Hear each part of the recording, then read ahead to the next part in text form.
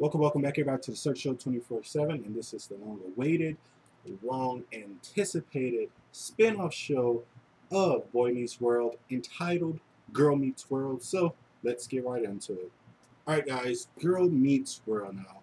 As I said before, Girl Meets World is the sequel to the very popular, very successful Boy Meets World, where it brings some of the original cast back from Boy Meets World, and it tells the story of Corey and Topanga's oldest daughter, whose name is Riley, and just her basically coming of age story and how she views the life, and some of the lessons that Corey and Topanga can teach her that they learned from when they were a child. Now, when they first announced this spin-off show of Boy Meets World, there was a lot of excitement, a lot of just anticipation for this, because Boy Meets World to me is probably the greatest uh, teenage slash teen slash kid family friendly TV show that's ever been. Like Wonder Years were good, stuff like that. All these like Hannah Montana, all this crap. Boy Meets World for me is the pinnacle of what a TV show should be, to where it gives you a beginning, a middle, and an end, and a lot of satisfaction when it all happens and how it all comes together. I think that's my standard when it comes to a TV show. So yeah, just going into this, I was super excited because it brings back the original writers and creators of Boy Meets World. You get some of the original cast back, and it just it gives you that extra story that we all wanted. Like after Corey had that talk with his little brother, and he was like, "Yo, now I know what Boy Meets World is," and him and Topanga go off to New York to live their lives. What happened? And that's what happens after that moment. And this now we get it, and I'm super excited. I've been super just anticipating this moment, and this show probably wouldn't even cater to somebody my age. But what's good about this premise is that it brings back that nostalgic feeling with all the older kids who are my age, who are probably about 25 to like 23, around that age, who grew up with the show. It brings them all the way back and to get to know these characters again and get to see what they're up to. So that's why I'm super excited about this show. Now, as some of you may know, like the show was originally supposed to air like next month. That's its original premiere date. It's sometime next month. But Disney, they kind of gave us like a little cool glimpse into like the first episode, into the pilot episode. It's online on the Disney Channel's website, so you can check it out there. But yeah, let's get into this pilot. Now, there was a few things that I liked, a few things I disliked, and a few things that I'm interested to see how it's going to take place. Now, let's get into the bad stuff first. The things I didn't like. Now, for everything this show potentially can do good, it also has the potential to do bad, just from we know these old characters so much, and we want and the history of them are so rich that bringing in like these new characters and stuff could kind of tarnish that whole reputation of what we had before the present. Now, in the new series, you get like these characters who are kind of the counterparts to the old versions of Boy Meets World. So like you get Riley, she's the counterpart to Corey. You get Riley's best friend, who I think her name's like Maya or Mia, something like that. She's the counterpart to Sean, and you get these types of characters, and then you have to kind of see what's so bad about the show, or what can probably harm the show is you're kind of forced to compare each character to its counterpart to what came before. Now Riley, she is the star. She is the girl who meets world. She is the star. So I understand how I can relate to her because she is Corey's daughter. You can tell that she's going through some stuff. You can tell that she's the offspring of Corey and Topanga, because she still has that very smartness and very innocence quality about her, what Topanga has. But she still has a goofy, awkward, weird kid that Corey has, and that's what's so good about her.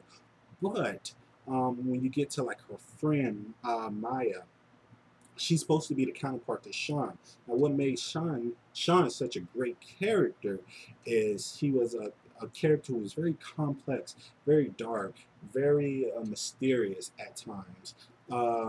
And at the same time, I do understand that this is a pilot, so you kind of have to show your cards a little bit more. But I didn't really feel that connected to Maya. Um, I didn't really feel that connected to her. I felt like she was trying too hard to. I felt like the writers and the creators were trying too hard to push her on us like she was Sean.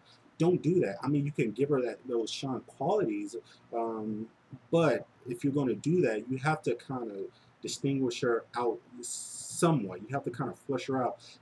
For me, she felt very one-noted, and I couldn't really relate to her. She had a few cool, funny moments, but nothing that stuck out or stood out to me. So I'm a little worried about that. But at the same time, like I said, this is the pilot, so I can pass that for right now. And some of these other like little side characters, I feel like they need to kind of just tone down well, you don't have to tone down the comedy, because a good thing about what Boy Meets World is, it was very funny but very serious at the same time. But you have to have a good balance of that comedy aspect. Um, and this side character who's like one of Riley's classmates, this kid, I can't think of his name, but he was funny. Don't get me wrong, he was funny, but he was just too over the top. He was just too over the top to where I know this is like the new age Disney, and you got to kind of have that, I guess. But tone him down just a little bit. You can even tone down Corey. I thought Corey, even though I know that's his character, and how weird and kind of you know just rash he can be sometimes, because that's the character he was when he was a kid. So I get that, but I felt like Ben Savage was kind of playing him up a little bit too hammy. So maybe they can tone that down. Maybe he was just too excited, because this is the pilot episode. So maybe he was just too excited that he wasn't really concentrating. He didn't really think about it. So like I said, I can let things like this slide for right now because it is a pilot. But I think what's going to make and break the show is when you get to like that third, that fourth, that fifth episode where these characters are really becoming established and stuff like that. Um, Another thing that I wish that kind of irked me a little bit was the fact that they didn't use Topanga as much as I like them to use.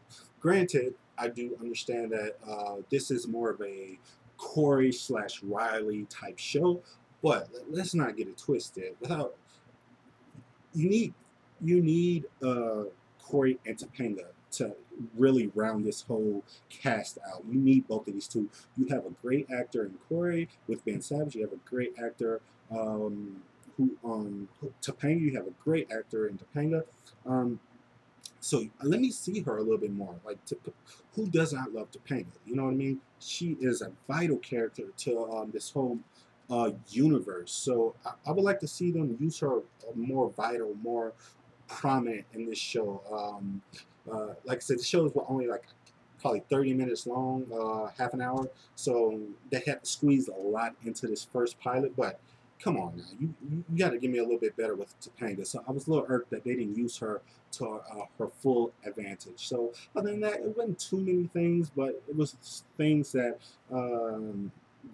I can tell that if the writers stick with it, they can fix this by like episode 4 or 5. So that's what I said.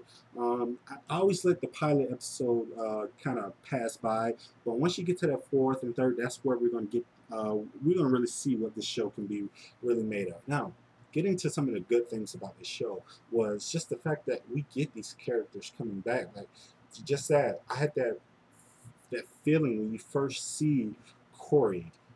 Just that it brought me back to a kid and watching him grow up and watch him go through all these trials and tribulations.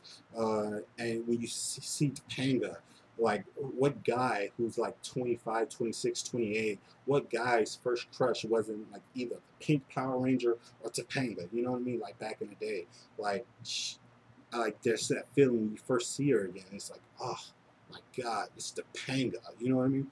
So just like having that nostalgic feeling, seeing these characters back, really, really did a number on me, and I was very, very excited and very just very overwhelmed when I saw them. Um, I do love the fact that they still give you like these hints and nods to like the past of Boy Meets World, like the school and like characters and stuff. That part was really, really cool. One thing that I love is the fact that when they first announced it, that that Corey is basically he's the new Feeny. You know what I mean? He's the new Feeny. Um, and what's so good about it is him and Feeny are so totally different types of teachers. You know what I mean?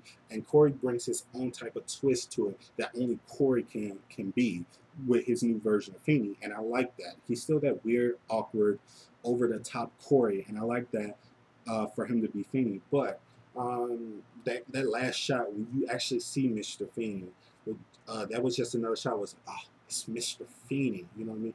What kid didn't want a teacher like Mr. Feeny? And you never got that kind of teacher. You always got a crappy teacher. But what kid did not want a teacher like Mr. Feeny? And another interesting thing about this is the last shot. This episode was a part with Mr. Feeny, but is he dead? That's what I want to know. And if you go back to me, Comic Uno, and a few other people, we did like a live show about Girl Meets World, or we had a section about Girl Meets World, and in that live show, and you should all go check it out. It's on Comic Uno's channel.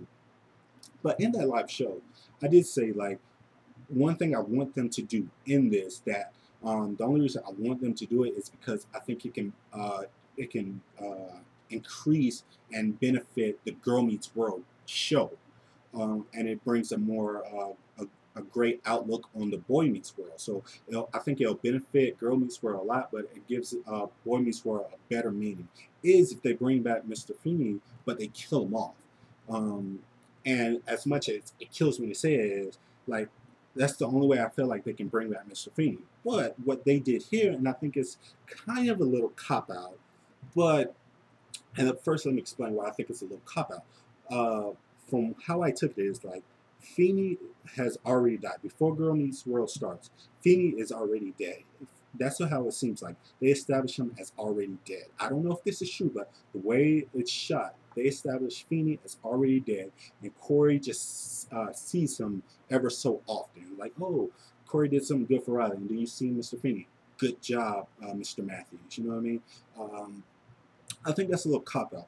For me, I think the show would have benefited because what's so great about Boy Meets World, and like I said, I'm sorry I have to compare Girl Meets World to Boy Meets World, but what's so great and what was so great about what was so great about Boy Meets World was they weren't afraid to show you what the real world can actually, what happens in the real world. We got that great episode where Sean's father dies, and Sean has to deal with that fact that his father is dead.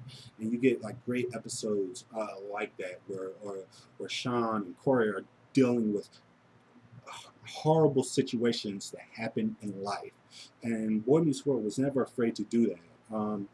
And I think Girl Meets World kind of did a cop out and just said, "Oh, he's already dead, but we're just going to have him flashback."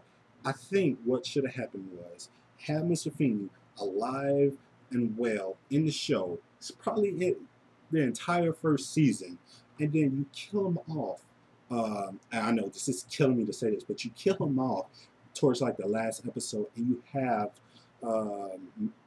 Corey deal with that tragedy of Mr. Feeny dying, and Riley witnessing her father really showing like a vulnerable side of him because his mentor basically died. And you have that kind of aspect to the show where Riley has to deal with the fact that, oh, my mom and my dad are not going to be here, not going to be here forever, and she's got to go through some kind of situation like that. That's what I want to see in Girl Meets World, like real life events, not something that they're going to tell you and not come through with. Like, don't already have Feeny kill off. Have him established in Girl Meets World because he's already been established in Boy Meets World, and then you kill him off because then it benefits the whole show, and then it makes the whole show a lot better. So that's just me, and I don't know, Disney. you can take that idea. I won't even sue you. Take that idea and do something like that. And what do you guys think? Would you like something like that if they would have did that with Feeny? If they kill him off during in the show instead of already having him established, killed off, and already died before the show starts. So stuff like that were kind of irked me and stuff like that. I want to see how it all plays out. But the show's getting me excited. Like I said, the pilot episode wasn't as great as I wanted it to be, but what pilot show is. So I'm more excited for the third, the fourth, the fifth episode where we're getting more of these old cast members coming back. Stuff like that. So please let me know what you guys think about Girl Meets World. Please like this video, comment, subscribe. Tell me what you thought. And as always, this is the Search Show 24/7. Be easy.